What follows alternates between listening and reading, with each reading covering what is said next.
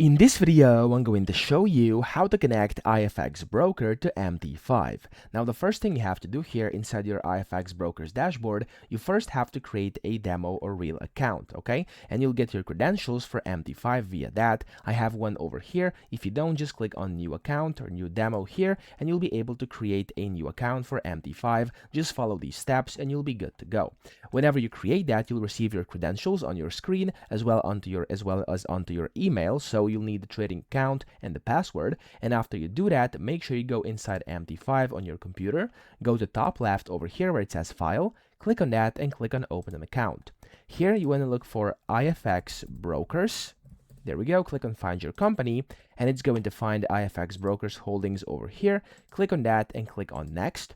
Go to connect with existing trade account, type in your login, which is the long number that you're going to receive, so the login account number, and then the password, which again, you're going to receive upon creating your account for MT5.